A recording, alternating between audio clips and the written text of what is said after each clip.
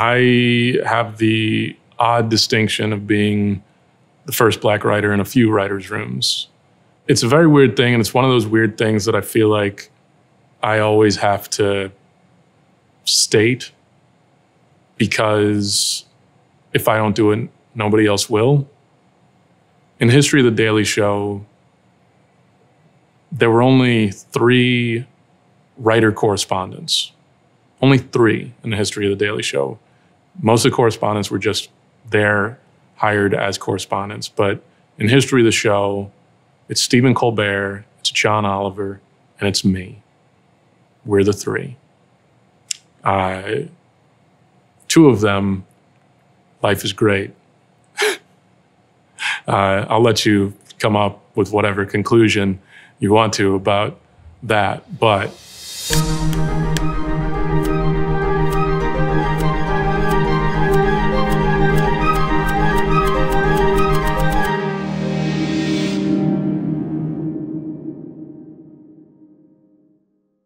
so we just dive in, just starting in your childhood, sure. Like where you grew up and Yeah, I was born in New York City. My mother and my father split up when I think I was maybe around a year or so old. My mother remarried. My mother, my stepfather, and I moved to Texas when I was about 4.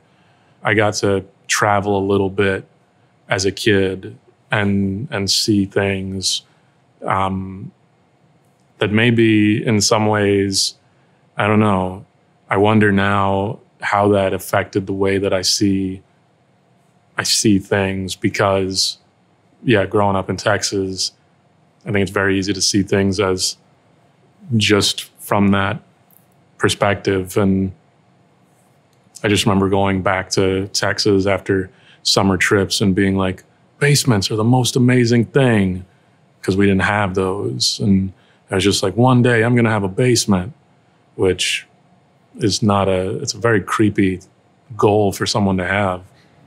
I've watched a lot of your comedy, and you often talk about comic books and that sort of thing. Was that something as a child you got into? As a child, I did get into comic books. I grew up watching cartoons, and the Super Friends was one of those cartoons. I gravitated towards Batman, and I really connected with Batman in part because he'd lost his parents to murder, and I'd lost my father to murder. And I felt like there was a connection there as a kid, just trying to make sense of something. I had this one thing that if I ever met Batman, I'd be like, oh, I see you. That was my initial entry point into comic books. And then when I was in 2nd grade, there was a kid who'd moved to town from Cleveland, Ohio, and his name was Brian Vaughn, and he and I were in the same class, and his mother had reached out. She said, oh, would you like to come over? And my son has Transformers and comic books. And I said, sure. And so Brian became another entry point into comics for me. And his family kind of became a second family to me. They were all really interested in like movies and things like that. And so as they were interested in that stuff, I was also interested in that. A lot of credit, I feel like, has to go to Catherine Vaughn, Brian and David and Molly's mom, who really was this sort of cheerleader for our imagination and our creativity. And she made space for me as well. And maybe I'd have gotten there on my own, but she definitely helped me see that it was possible. And that extra support was support that I'm grateful for, because I do think it helped me realize, oh, if they can do it, then yeah, it's possible for me to do it too. Do you think that was the kernel of you wanting to do something in like the arts or performance at that young age? Or do you think that was just like a positive experience that sort of shaped who you are? I think it was a piece of something. I think having the influence of the Vaughn family was a piece of that kernel of what would eventually blossom into, oh, I want to make television and stuff like that.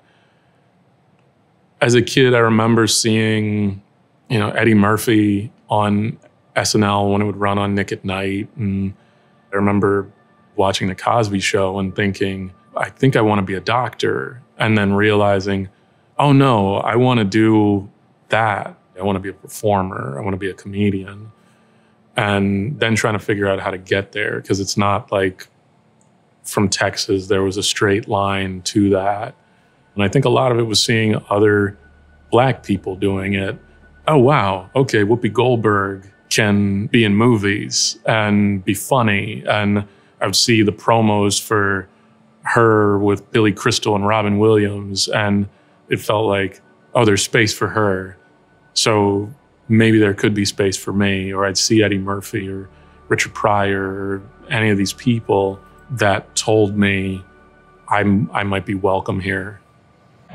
So getting into like where you decided you wanted comedy or like kind of like that side of things, maybe you could talk a little bit about the beginnings of you wanting to be a performer, being interested in comedy and that sort of thing. Sure. I didn't go to college because I had big dreams of going to college. I went to college to escape home, plain and simple. I'd wanted to run away since I was 12 and I just didn't have the courage to do it. And then college became the way to run away. And so the furthest I could get away from home was where I tried to go initially. I wanted to go to Syracuse, and I settled on the University of North Carolina, in part because I was able to get in-state tuition. And it was far. But I always knew at that point I wanted to perform. And I think at that point, seeing Eddie Murphy, he was someone that I thought, oh, I'd love to follow a path like his. And I knew that he had gotten SNL at 17, 18. And so by the time I got to college, I was actually kind of disappointed in myself because I was like, I haven't done it yet. I'm behind. And I was trying to figure out how am I going to get to SNL? And that was the goal. That was it. That was what I'd had my sights set on. I wanted SNL like Eddie Murphy, but I also wanted to do Weekend Update. That was something that I thought would be really cool. I wanted to host Weekend Update. And so I wrote a bunch of sketches, and I wrote a cover letter, and I sent it to SNL. And I said, hi, my name's Wyatt, and I'd really like a job as a writer and a cast member on your show. Here's some sketches. And that summer, they sent them back. And there was a note that said, we can't read these legally. And I didn't understand it. And, it was a whole thing about like copyright. And they were like, look, you said you were interested in an internship. If you're really interested, this is the person you should talk to. And I'll never forget the person who reached out to me. His name was Matt Enstis. And he was one of Lauren's assistants. And then I went to New York and I interned at SNL. And because I wasn't in school, I could be there every day and all the time. And I lived with my grandmother, and it was great. And it was a really wonderful experience, and was this experience of, oh shit, I can do this. I'm closer than I ever was. This didn't feel fully attainable when I was in Texas. And now here I am. And everyone I went to school with, my friends, when I left, they were like, oh, you're not coming back. You're gonna go and they're gonna love you. And yeah, we'll see you on TV. And so, it was very much like local ne'er-do-well doing well and proudly going to New York, and thought, all right, I'm back on track. I'm on the Eddie Murphy track. And I did my internship. When it was over, needless to say, I went back to school. I was not, if you're wondering why you never saw me on SNL except for one time in a holiday episode as an extra, that's why. I had to go finish school. But then a few years later, after I graduated, I threw myself into performing. And I was like, I have to be the best at this. I started to get back into stand-up again. Then Second City opened up in LA, and I started doing stuff there. And they wanted to have like a troupe that would do like best of Second City shows. And I auditioned for that, and I got into that and started taking classes at Groundlings. And I was really working my way up. I'd gone through like levels 1 and 2 and 3 at the Groundlings, and was there are 4 levels, and there's a wait list for level 4. And I was on the wait list, and I was, doing this best of show at Second City. And I was on an improv team at Improv Olympic that was considered, one of the top improv teams there, that had like a standing Friday time slot. And then I was writing sketch shows and doing sketch shows and just trying to do as much as I could. And so I really just threw myself into that. And every year, once I started doing stand-up, there was a guy who worked at Comedy Central. His name was Bart Coleman. And Bart would always go to stand-up shows. And it was just like, oh, I got to have a good set. Bart is here. And Bart saw me one time, and he was like, you should do like The Daily Show. I feel like you would be good for The Daily Show. I was like, I would love that. Because at that point, The Daily Show, it was like, oh, that's Weekend Update. That was that thing I wanted to do. And he was like, yeah, I want you to audition. And every year there would be auditions for The Daily Show. And every year I would go and I wouldn't get it. But my manager was like, you should do it. This time is different because they want you to write something. And I was kind of like, I don't know. I don't want to write anything. I don't give a shit about politics. And I got to give my manager at the time, Dave Rath, a lot of credit for this. And he was like, because they were like, the primaries are going on. I was like, I don't give a shit about the primaries. And he was like, write about that. And I was like, okay. And so I wrote about, I care more about what's on television right now. And Lost is the big show. And these primaries, they need to compete with Lost. Lost has a polar bear. Where's the polar bear? And so that's what I wrote. And I went in and I auditioned with that. I auditioned with Jon, and I think I improvised something, and he laughed. And when it was done, he was like, when can you start? And I was like, haha, funny joke. And then a week later, I was on The Daily Show. You were the first Black writer at The Daily Show, and probably amongst many of those late night shows. That's right. Talk about what it was like being in the writer's room for that show and for other shows. Yeah.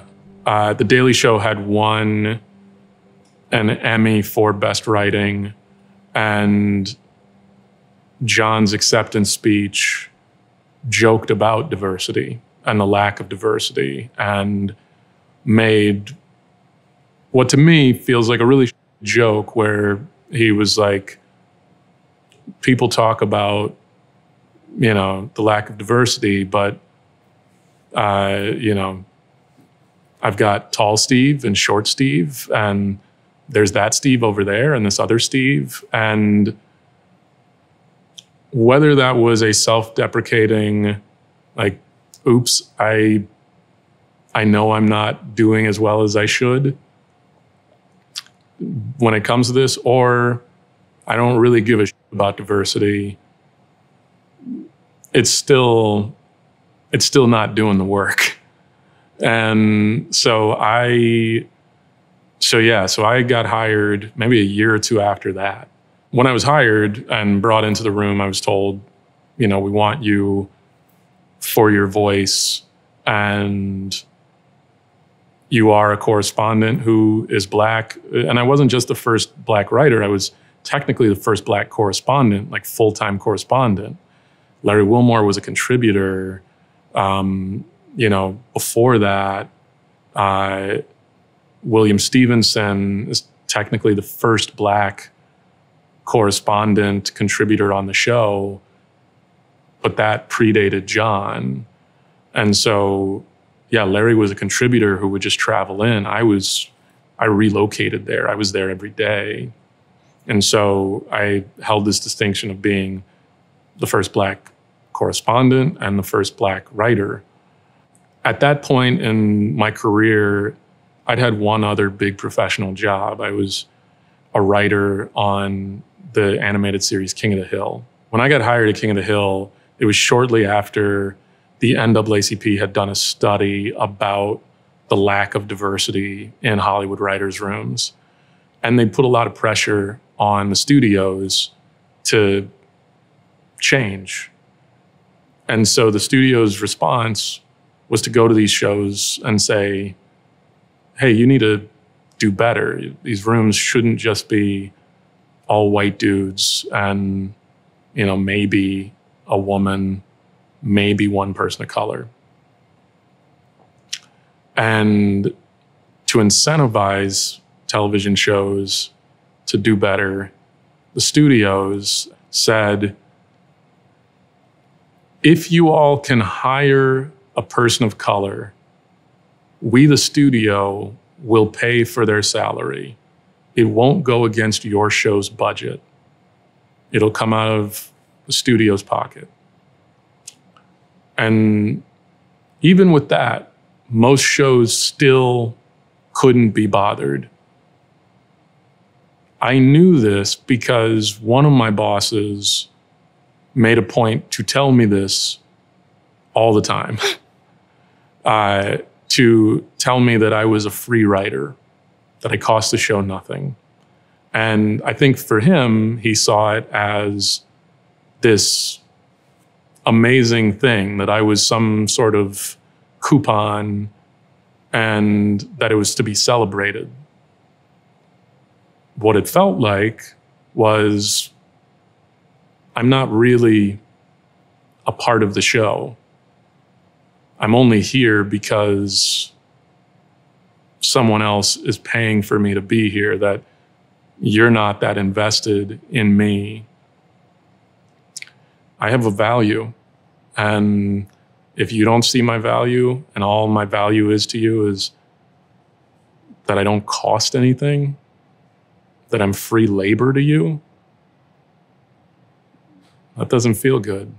And it doesn't feel particularly good as a Black person to have your white boss say, your greatest attribute is that you're free labor.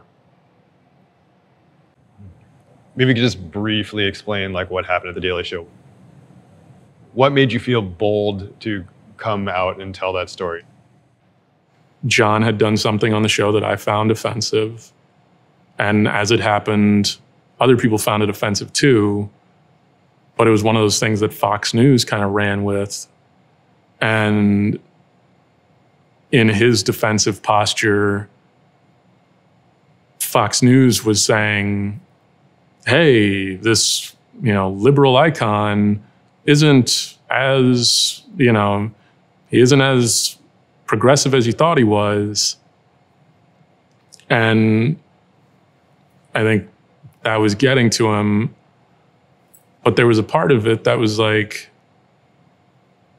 I don't know that they really believe what they're saying, but this thing did bother me because you're also the same white guy that's always doing rap hands and kind of mocking the music I grew up with in this way that you think it's funny, and doing yo, yo, yo, using Black vernacular as a way to make a comedic point with no respect and appreciation for it, and not recognizing that, oh, what you're actually doing is you're making fun of me, and you're making fun of my friends and my family and the people I grew up with. And you don't care. And I'm in the room, and you're doing it to me, and you're doing it around me. And it's never resonated with you. And I've watched you do that a lot. And I've watched you do a lot of other things. And I've watched this show do a lot of other things where it's felt like my race or the races of other people, the cultures of other people have become a punchline in this ironic way. And it was a time when, that was also a particular moment in time when ironic racism and ironic sexism was it was the soup of the day. There are a lot of white comics who felt they could say the word because they were like, I don't mean it. And I think to me, I personally found myself feeling sick of it. And not just as it related to Black people, but across the board. I didn't really enjoy seeing straight white dudes make jokes about gay people. I didn't enjoy seeing them make jokes about women, about, Asian people. Like it all started to bother me. And the bit that Jon wanted to do was this bit where his response to it was that everything I do is racist. And it just felt like I don't think this is the answer. And so I voiced a concern. And in voicing a concern, Jon got really defensive. He lost his temper and started to say, "What are you trying to say?" And there's a tone in your voice, and started picking out things like that. There's a tone. And as I tried to, I tried to be diplomatic about it, and eventually was kind of like, look, it bothers me. When I heard you do the bit, it bothered me. It sounded like Kingfish. It sounded like Amos and Andy. To which because he was doing an impression, and to which he got up and was like, "F off, I'm done with you," stormed out of the room, repeated, "F off, I'm done with you," a few times. I, in that moment, didn't know if I'd been fired or not. I thought I'd been fired, and I didn't know what to do, and everyone's just stunned. And I followed him to his office because I was kind of like, if I've been fired, I need to find out. And he then screamed at me for a while, and I tried to defend myself as best I could, and but he sort of attacked me in these ways of like, "You've never had a problem with my Chuck Schumer voice." And I was like, I don't know what you mean. Like, we're talking about this and you're now bringing it to something else. And it was kind of like, well, I'm not Jewish. I don't know if you're like, I can only represent the community that I represent. And he was kind of like, I don't give a shit about your community. And I know he was coming from a weird defensive place, but the reality is that defensive place was a place he'd been in for a long time, because so much stuff that happened at the show that, like, maybe under the surface he was feeling anxiety about, and this thing keyed in on it. And then me, as, the one Black person that is in the writer's room that he sees on a daily basis, that it's bothering me. He's not seeing my pain. He's just feeling his own, because I'm perhaps both a symbol of him trying to progress and a reminder of how little work he's done. The Daily Show was a dream job to me. I hadn't looked beyond that. I was kind of in my head, oh, this is it. This is where I wanted to land. This is Weekend Update. This is the thing I wanted to do. I'm happy here. And I think in my wildest dreams, I thought maybe one day Steven decides to move on, and maybe I could take over that desk. And so I think at that moment, when I left the show, I think there was a part of me that felt loss, that wasn't, that like, oh, yeah, that's not what happened. And I think a part of me that wanted to maybe help explain why. I think to some people, they saw it as me against Jon. And I think for me, it was more me pointing out a culture that isn't a culture to be emulated. And that this world that I love, making television and comedy and late night, that the reason that I'm not there doing the thing I love is because this culture is fucked up. And it's this culture that made it untenable for me to be there.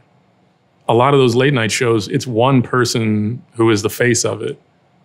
It is their vision. At its best, it's a benevolent dictatorship, but it is still a dictatorship. And there are some people who maybe lose sight of that and get very comfortable with the dictatorship element of it. And so I think in that way, whatever change there is, like, it's not just about one person. It's about the industry, and it's about everybody who walked through those doors. And it's about looking inward and saying, okay, how do we build something better so that even if those moments happen, that we can do better by one another.